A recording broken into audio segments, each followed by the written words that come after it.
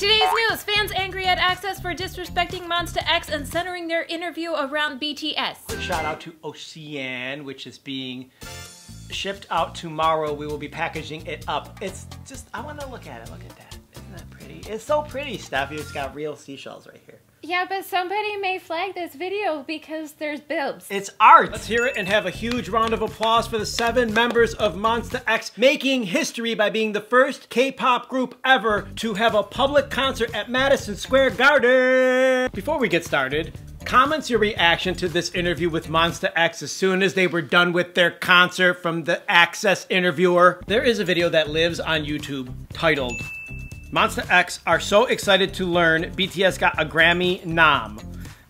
14,000 dislikes. And in the video, it's MONSTA X being interviewed by a lady from Access. This interviewer from Access, who was talking to them and interviewing them right after their concert, doesn't really even know about them. I mean, doesn't really know about K-pop in general. She seems to me to represent the greater population of people who are interested in music and have heard of K-pop and that one famous group that is in K-pop, but they don't know anything beyond that. And it's Access. It makes sense to me because it's a horrible gossip website. But it's not just Access. I'm talking about people in general.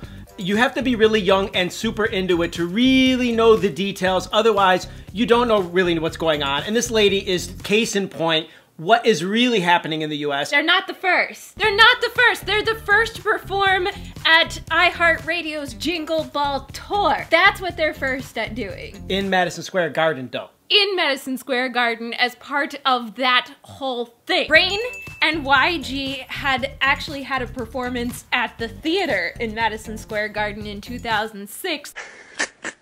I'm so excited to have a concert at Madison Square Garden.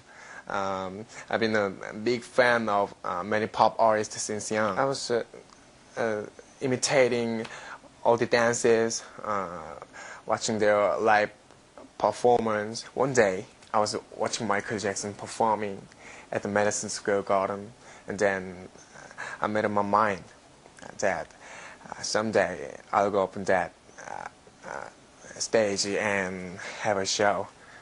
I made it. And in 2011, there was the SM Label concert at Madison Square Garden featuring BoA, FX, Girls' Generation, SHINee, Super Junior, and TVXQ. So they are not the first to perform at Madison Square Garden. What's a label concert? Was that a public concert? I mean, I don't know if it was free to the public, but this iHeartRadio Jingle Ball wasn't free either. The cool thing about it is they took stage at not only just New York, but also LA, San Francisco, Minneapolis, Boston, Philadelphia, and New York. In Boston, they actually sang with Chainsmokers on stage and helped to close out the show. But in New York, which was actually recorded and then later on uploaded onto the television and it broadcasted live, also featured Cardi B, Shawn Mendes, Calvin Harris, Camila Cabello, Khalid, and MONSTA X. They may not be the first that have performed at Madison Square Garden, but you know what they are really good at that might be the first in K-pop?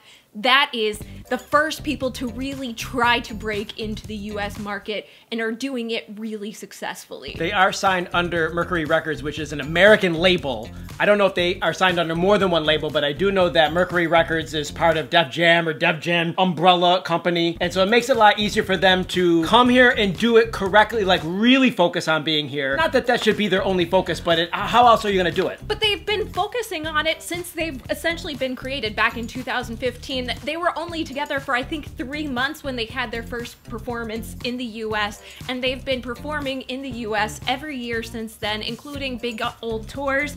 And the other thing that they are making history with is that they are the only K-pop artist or the only Korean artist featured on Pandora's Artists to Watch in 2019.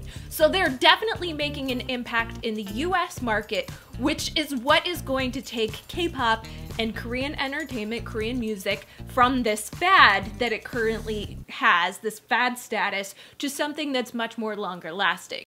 Monbebe's be supporting. Comments your reaction, you guys. Click the like button. Thank you for supporting us here at Hollow You Back. Merry Christmas, Happy Holidays, and Happy New Year if we don't see ya. In 2019, we will. That's it. We're out of here. Hasta luego. Bye! I think it's Monbebe's.